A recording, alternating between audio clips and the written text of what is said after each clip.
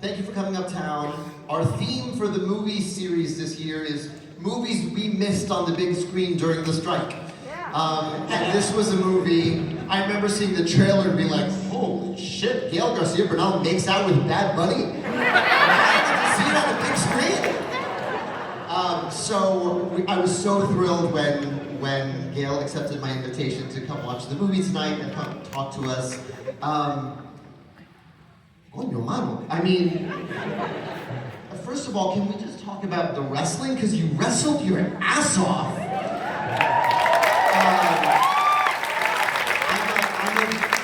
I can tell when they cut to the stuntman and you're in these long shots where you are wrestling. It's not like cut to the stunt guy, you're doing this. So tell me about the training for that. Like, how long did it take just to prep for this movie? Bueno, first of all, thank you. This is so nice. Thank you for the invitation.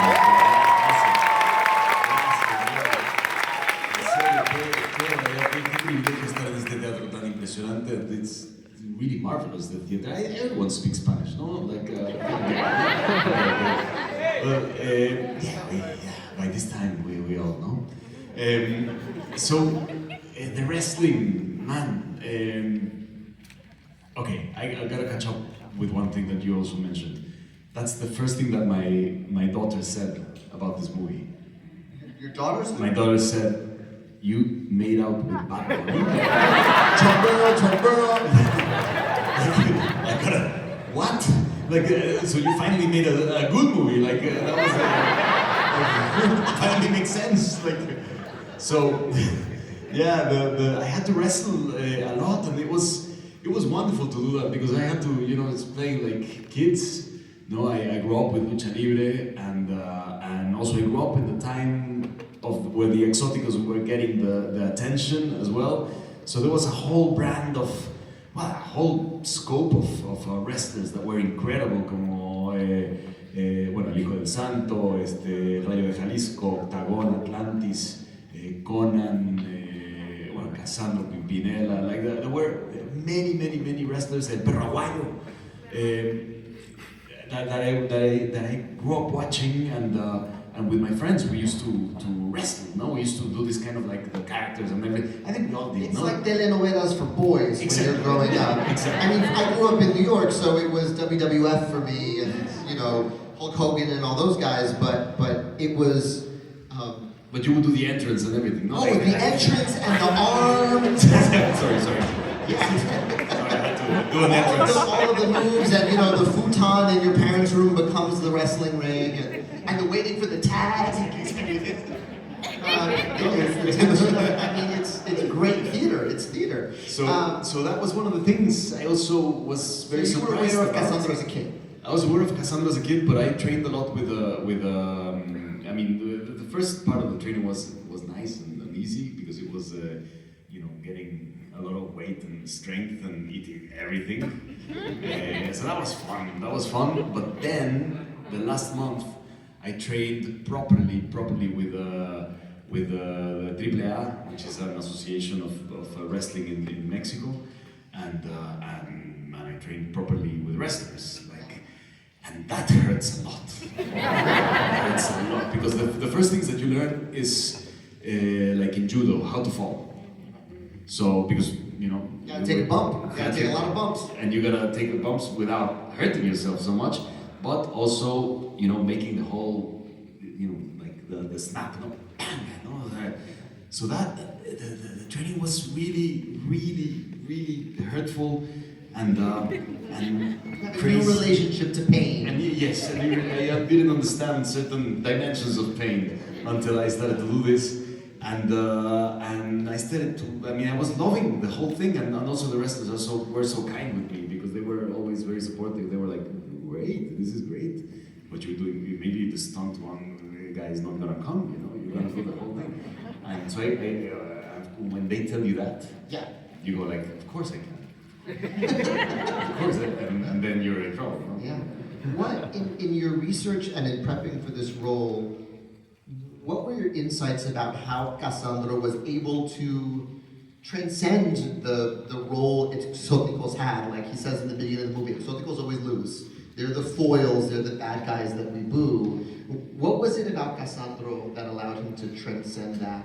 And what was it about his charisma that got the crowd on his side? Yeah, well, like all movies, it only tells one strand of the story, no? Because it really was a whole bunch of exóticos that were contemporaries of Cassandro, but Cassandro had that quality of being from the border, you know, from between Mexico and the United States, which includes another type of acceptance, no? Another type of duality of acceptance. I think they represented, and whilst doing the film, we found out that at the same time society was changing in a way, no? So if we talked a lot about this film and the nature of this film and its origins, and we always said we don't want to do a film about a coming out story. But then I found out when we finished the movie, what we did was a film about how society came out. Yeah, in a very real way. You feel that. You feel everyone else come around because Saul is who he is. Yeah. And he just doesn't want to lose. Exactly. And yeah, you feel the crowd come around, and it's really beautiful. Yeah, and that's what happened in a way. All of a sudden, all over not all over the world, but in many different parts of the world, there started to be a kind of like, it's no big deal, you know. We can transcend this, you know, and we can step here, and they were these figures that represented that perhaps the most I don't know, extravagant expression of that acceptance, which is we want these guys to win. I think there's also the fact that wrestling is already in such bold strokes and it's so theatrical that it's only the next step. I mean, watching the movie, I couldn't help being Puerto Rican thinking Walter Mercado, who, you know, in the world of toxic machismo that is so much of Latin American culture, he's going to tell my fortune, so it's fine. Yeah. Like, he's going to tell me, you know, ¿qué va a pasar con los Capricornio? And it's such positivity and such love that we just loved him. We didn't think about anything else but loving him. And also, he always was speaking to you, no? Whenever he mentioned your... I just remember my grandmother shutting me up. Shh! Por poco llegan a Sagitario, shut up! Yeah. You know, and that flamboyance was just a part of what he did, and so we accepted it. And I think in a similar way, con lo exótico, there's this, except what really knocked me out and I found so moving, and I wonder if our audience agrees, is this is a movie about parenthood and about how our parents shape us in such a real way. I couldn't help thinking about how, you know, grew up and all my dad wanted was for me to be a lawyer. He was like, you're very creative, be a lawyer. But my parents, all they listened to were fucking show tunes. They would listen to show tunes and cry for fun. So of course, I was doomed. Like, of course I'm gonna go to the things my parents love the most.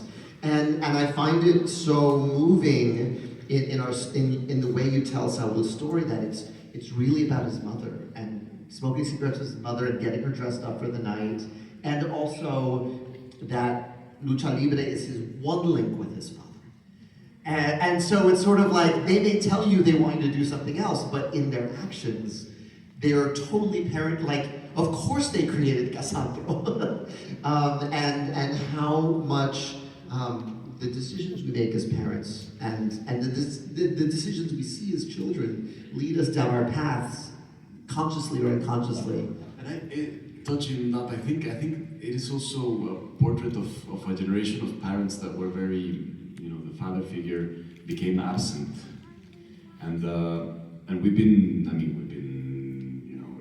dwelling and talking a lot about that in every artistic expression we always do, in a sense, because that's what, you know, it was kind of our parents, but a bit before, you know, these parents that were completely absent, and in a strange way, what I think doing Cassandro and obviously sublimating many of my journey, my path in a way, and artistic sort of inquiries, no? I was thinking, okay, well, there is some blessing in that absence as well.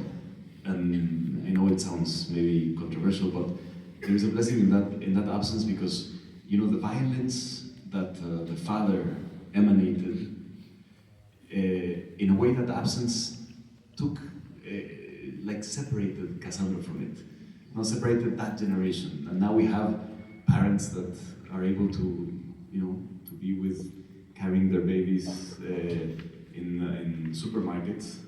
And many generations past haven't had a chance, didn't get that chance, and they didn't get that opportunity, and now we have that. Thanks to many other factors, obviously, I'm not, but I think it's one of the many consequences of that kind of strange absence in a way, or blessing of that absence trying to look at it in a positive way, because also, we have to keep on going, no? Yeah, and what are some of the other things that drew you to Cassandro?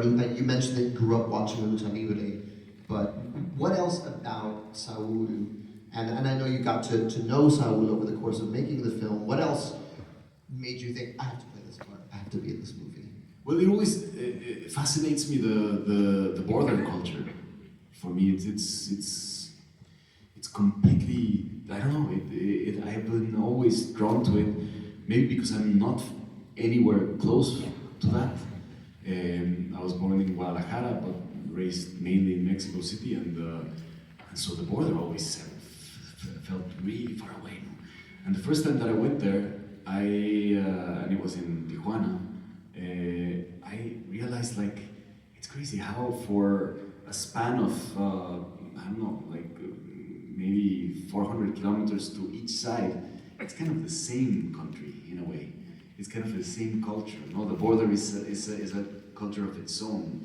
It's maybe the easiest thing to say is it's neither Mexico nor the United States.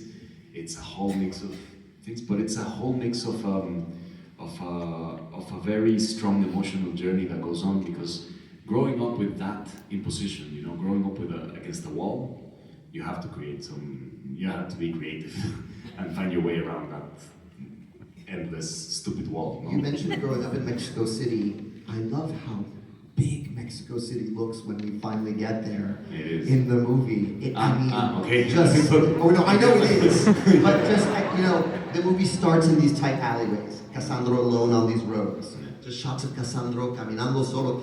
Cassandro's kind of the camera when the movie starts. He doesn't say a lot in the first 20 minutes of the movie. So by the time you get to Mexico City, it's like Rocky.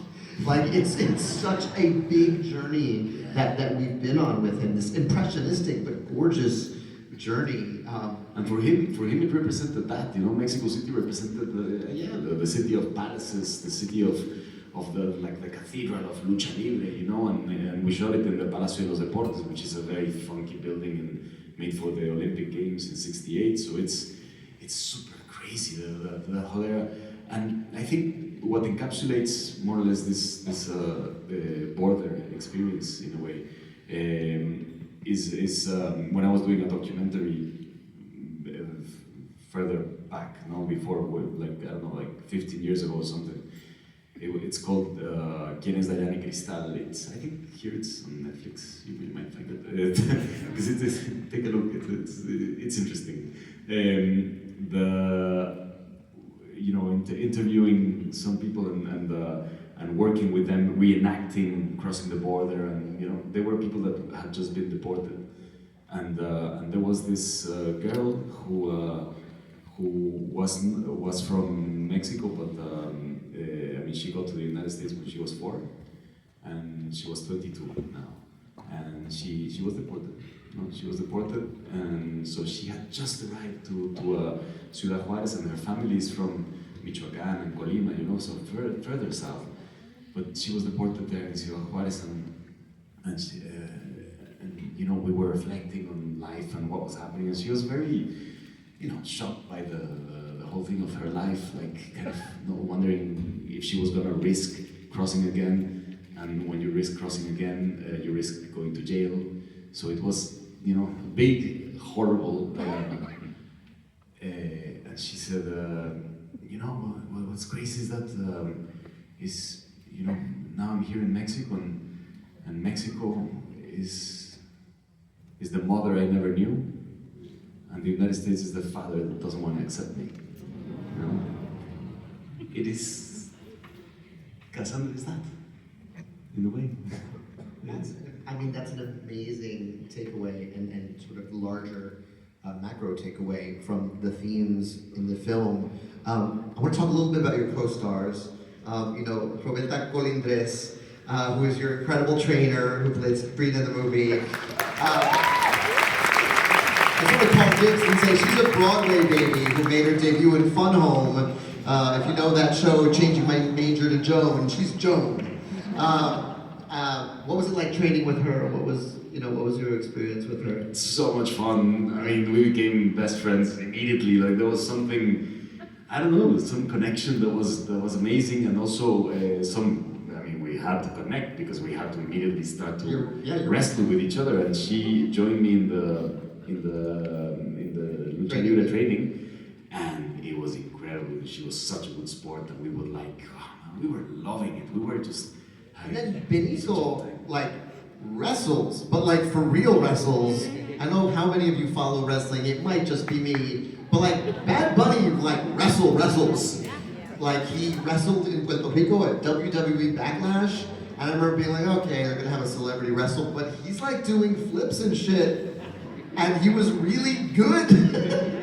And did you guys talk about that? Had you already had that experience when you had made this film? Yeah, he already had that experience, and I think he was very impressed with what he saw. So he was like, okay, I'm not gonna do this.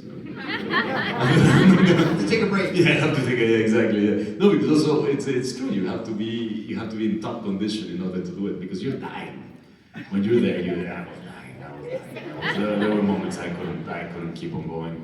There was one moment. Okay, there was one incredible moment that.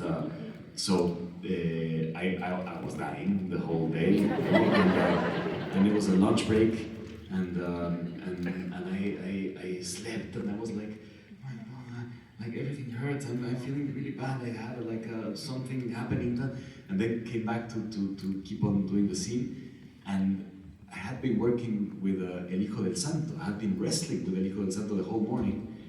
And it was until after eating that I went back to the ring with him, and it was like, I'm wrestling El Hijo del Santo. El Hijo de la Leyenda. O sea, just, I don't know what the equivalent would be. I don't know. Wrestling The Rock or John Cena. Yeah, because The Rock's a third generation wrestler. His dad is that's right. It would be kind of exactly, you see the whole lineage, you see whoom, a Ratatouille moment of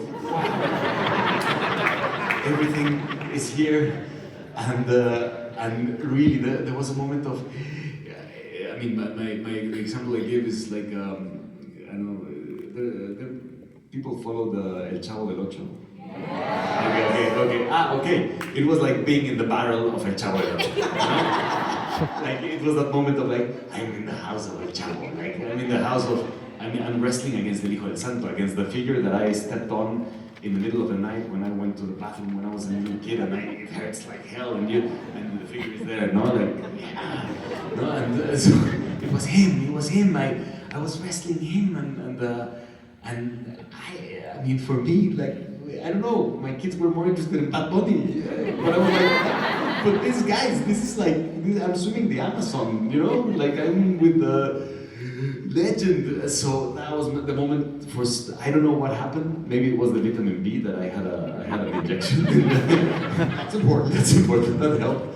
That at that moment I started to feel pure joy and excitement and started to, at that point I started to really enjoy the pain also. For some reason, the whole, I don't know, I was happy to die on the ring at that point. And also it's a rule, your kids can never be interested in what you do. If it's your kids, it's not cool. I have a new album coming out, and I invited my kids to come listen, and they were like, will there be snacks? If there are snacks, we will go and support. They're more interested in the snacks than the thing I was making. And I think I've always wanted to ask you this because our daughter, my wife is here. Where is she? Amanda? Okay. Our little daughter, the 3-year-old, she's 3. her only film is Encanto. Not Coco. Have you wrestled? Have you done wrestling before? Exactly. Yeah, well, we actually screened Coco at the series, and there's a certain age that is just too young for Coco. I love Coco, but my kid was 4 when we screened it as part of the series, and 2/3 of the way, and he just went, too many skeletons. It's just too many skeletons. Hang with all the skeletons. Bruno was easier. Yeah. Bruno was an easier hang when you're that age. I'm glad she likes it. But she loves the film. Loves the film, and yeah, man. I always think like, okay, when we showed her Coco, she just doesn't react. Whatever. Yeah. She'll go into it. You will sing "Remember Me" at some point. It's going to happen. Well, listen. I mean, you mentioned wrestling. Con el Hijo de Santos being a dream come true. It is a dream talking to you tonight. Oh man, thank you. I want you to.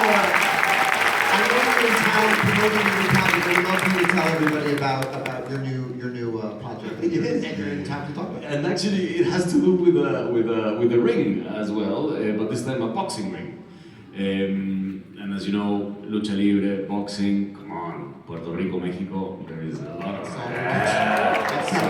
There's so much story there, no? And so the series that just came out yesterday.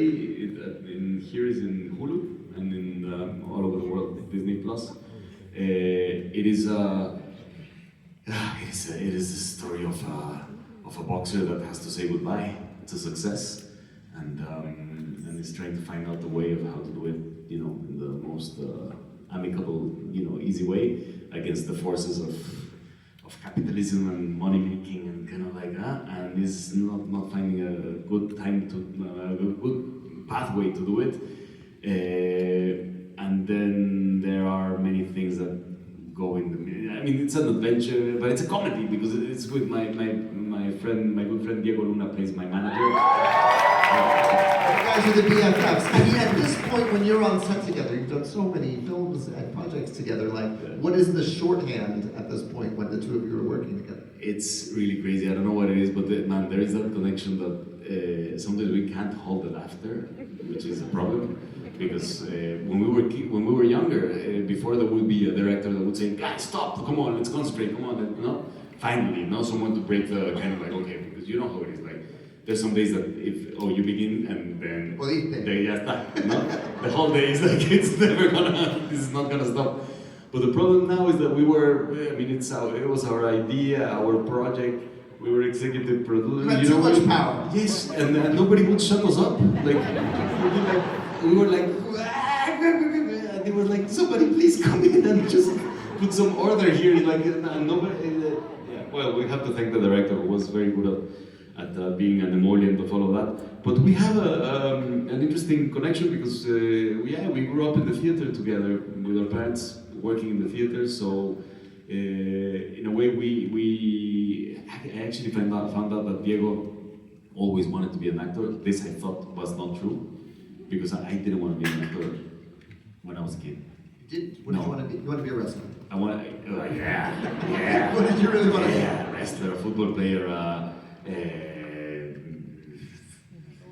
philosopher, doctor. When you're an actor, you get to pretend to be all those things. Exactly. Then I found out, no? But Diego hit the right spot because he said, okay, maybe you didn't want to be an actor because my parents were actors. His parents were. His dad was a set designer and his mother was a costume designer. So maybe that's what we did everything against what our parents' wishes or desires or anything that would make them feel a little bit upset, and both rebelled your way into acting. We rebelled our way into acting. Yes, exactly. So the world is better for it. So thank you for that. Thank you for coming up to Washington Heights tonight.